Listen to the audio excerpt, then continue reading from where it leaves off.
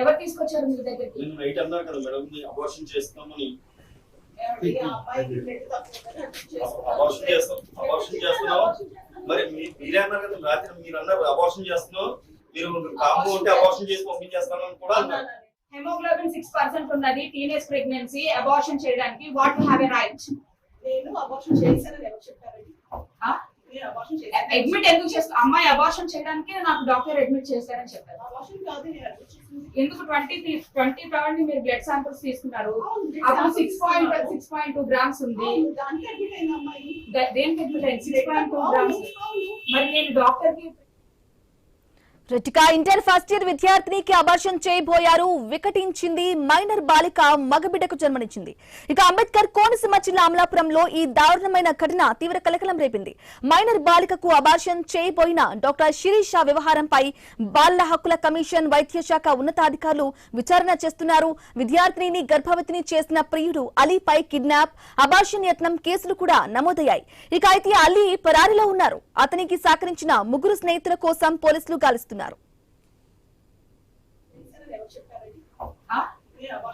Admit ఎందుకు చేస్తారు? అమ్మాయి అబార్షన్ చేయడానికి నాకు డాక్టర్ అడ్మిట్ చేశారని చెప్పారు. అబార్షన్ కాదు, నేను అడ్మిట్ చేశాను. ఎందుకు 23rd మీరు బ్లడ్ శాంపిల్స్ తీసుకున్నారు?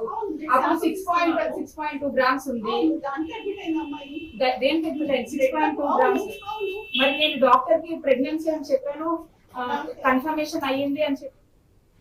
ప్రతిక దారుణ ఘటనకి సంబంధించిన బ్రేకింగ్ న్యూస్ చూస్తున్నాం. ఇంటర్ ఫస్ట్ ఇయర్ విద్యార్థినికి అబార్షన్ చేయబోయారు. అది వికటించింది మైనర్ బాలిక, మగబిడ్డకు జన్మనిచ్చింది. అయితే ఈ ఘటన అంబేద్కర్ కోనసీమ జిల్లా అమలాపురంలో దారుణమైన ఘటన తీవ్ర కలకలం అయితే రేపింది. ఇదే విషయానికి సంబంధించి ఓవరాల్ గా మనతో పాటు క్లియర్ గా డీటెయిల్ గా మాట్లాడడానికి మనతో పాటు ఉన్నారు బాలల హక్కుల కమిషన్ నాగమనస ఉన్నారు. వారితో మాట్లాడదాం. నమస్కారం అండి నాగమనస గారు.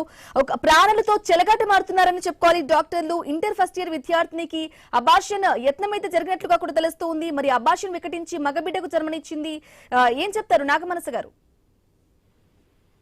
అవునండి, ఇప్పుడు మేము కమిషన్ నుంచి వెళ్ళి తనని సేవ్ చేయాలని చెప్పి, ఒక ఆడపిల్లగా సాటి ఆడపిల్లని సేవ్ చేయాలి అని చెప్పని వెళ్ళి అడగడంతో ఆమె, నేను ఇంటర్మీడియట్ చదువుకుంటున్నానండి, నేను అబార్షన్ చేయించుకోవడానికి కోసమని నేను ఇక్కడ నా బాయ్ ఫ్రెండ్ తీసుకొచ్చి ఇక్కడ జాయిన్ చేశాడు, నేను అందుకని అబార్షన్ చేసేయాలండి నాకు అని చెప్పని ఆ అమ్మాయి విలవిల్ల చాలా ఇబ్బంది పడి ఏడ్చిందండి.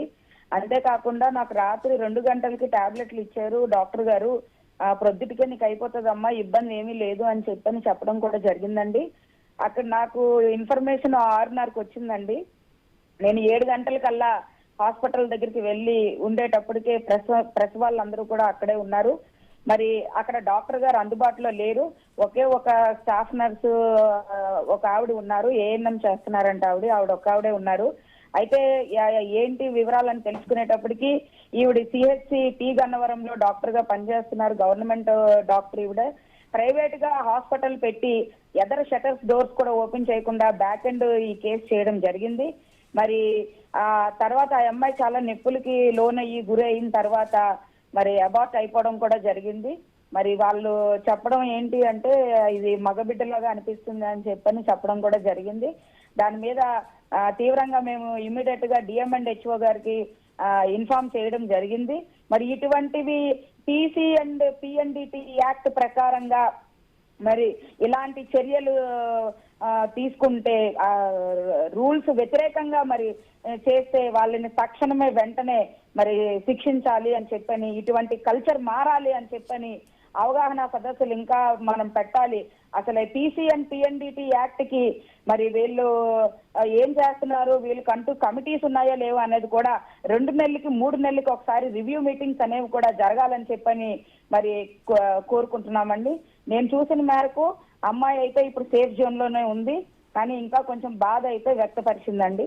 అయితే మానస గారు మాట్లాడారా అమ్మాయితో, మైనర్ బాలికతో? ఆవిడేమైనా చెప్పే ప్రయత్నం చేసిందా? ఆవిడ నాకు వయసు 19 సంవత్సరాలు అని చెప్తుందండి. అంటే ఆమె ఆధార్ కార్డు నేను పరిశీలించడం జరిగింది. వెంటనే ఆధార్ కార్డు పరిశీలిస్తే ఆ అమ్మాయి ఫోటో ఆధార్ కార్డులో వేరేగా ఉంది, ఆ అమ్మాయి ముఖం వేరేగా ఉన్నది. కానీ నా యొక్క డేట్ ఆఫ్ బర్త్ 2007 అని చెప్పని అమ్మాయి చెప్పడం జరుగుతుందండి. అప్పుడు నేను వెంటనే ఇమీడియట్ గా నాకు 10th class certificate 10th class base చేసుకుని ఈ అమ్మాయి మేజరా మైనరా అనేది నేను తెలుసుకోవాలని అనుకుని 10th క్లాస్ సర్టిఫికెట్ ఇమ్మంటుంటే వాళ్ళు ఎట్టి పరిస్థితుల్లో కూడా సర్టిఫికెట్ కూడా బయట పెట్టలేకపోతున్నారండి. అయితే మానస గారు, ఇక అలీపై ప్రియుడిపై కిడ్నాప్ కేసు కూడా నమోదైనట్లుగా కూడా మనకు అప్డేట్ అందుతుంది. మరి అబార్షన్ చేసే యత్నంలో ఇంకా ఆవిడతో పాటు ఒక 4 స్నేహితులు కూడా ఉన్నట్లుగా కూడా వినిపిస్తోంది. మరి వారేం చెప్తున్నారంటారు? స్నేహితులు అనేది అక్కడైతే నాకు కనిపించలేదండి. ఉదయం అయితే వాళ్ళ మదర్ కి ఫాదర్ కి కూడా అమ్మాయి ఎందుకు ఇక్కడ అడ్మిట్ అయిందన్న విషయం కూడా తెలియలేదంట. కనీసం డాక్టర్ గారు కన్సెంట్ కూడా తీసుకోకుండా, తల్లిదండ్రులకి ఇన్ఫార్మ్ చేయకుండా మరి ఆ అమ్మాయికి అబార్షన్ చేయడానికి సిద్ధపడ్డారు. మరి ఇలాగ డాక్టర్లు ప్రాణం తీయటానికి ఉన్నారా, ప్రాణం పోయటానికి, ప్రాణం కాపాడటానికి ఉన్నారా అనేది తెలియని సందిగ్ధంలో ఉండటం జరిగింది. Okay, right. నాగమానస గారు, థ్యాంక్ యూ అండి.